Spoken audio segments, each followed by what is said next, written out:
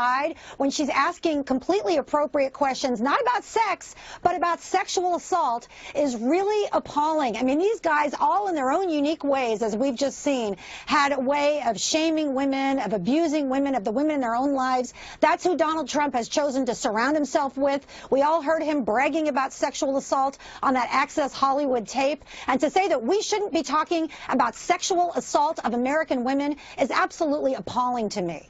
Lisa, I really think you misunderstand the point here. I appreciate Megyn Kelly as a journalist. She's done a lot for the right, bringing up Ferguson and exposing some of the fallacies there. I respect her. But that moment was a moment where he was standing up for voters. Voters don't want to hear about this, Lisa, because none of these allegations, these kissing allegations, affect the lives of American voters. What does are Obamacare premiums, or some of the things we saw in WikiLeaks. People want to hear about issues. They quite frankly don't care about this, certainly not at a 7-to-1 ratio, is what we see with Media Research Center is the coverage over Donald Trump's sex tapes, allegation, whatever you want to call them, versus the WikiLeaks. Sexual assault. Let's say the words that we're talking about. When he talks about grabbing a woman's genitals and what fun it is for him because he's a star and he can get away with it, when over a dozen women have come forward with sexual assault allegations, we are talking about sexual assault. We are not talking about sex. You know, I would agree that if we're talking about consensual assault, adult sex, we don't need to talk about it. But when we're talking about having somebody as the leader of our country who is subjected over and over again to allegations from credible women who have nothing to gain, that is absolutely a key, important issue. So Lisa, I know Newt Gingrich doesn't want to talk about it, and Trump doesn't want to talk about it, except to disparage the women and threaten to sue them. Lisa, but to I think the Kaylee's American point, people are very interested. To Kaylee's point on whether voters care, okay, in the latest poll tonight from Fox News, Donald Trump is down by 10 points among women, right? So that would seem to bolster your point. But, you know, George W. Bush won the White House with a 10-point deficit among women.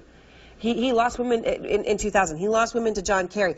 10 points is well within the normal range here. It doesn't seem as if a lot of women are angry or upset about this, Lisa, from that. I think women are very angry and very upset about Donald Trump and his record towards women. I think it's going to be women who defeat him in this election. And this isn't just new since the Access Hollywood tape. I mean, my client, Jill Harth, sued him in 1997 for sexual harassment. Ivana Trump, his first wife, accused him of marital rape back in the 1980s. She kind of sort of took it back and said she didn't mean it literally. But these allegations have hounded him for decades. And I think, listen, I talk to women every day, and my clients who are a couple of Trump accusers, you know, they talk about the pain that this has caused in their lives and the example that this sets for children. And I think people Lisa, care a lot about it. I'm flabbergasted here because, look, first of all, these allegations are unproven. We do have a presumption of innocence in this country where they're unproven. They deserve to be heard in a court of law. Not here is my vision. But look, if you care so deeply about these allegations about Trump,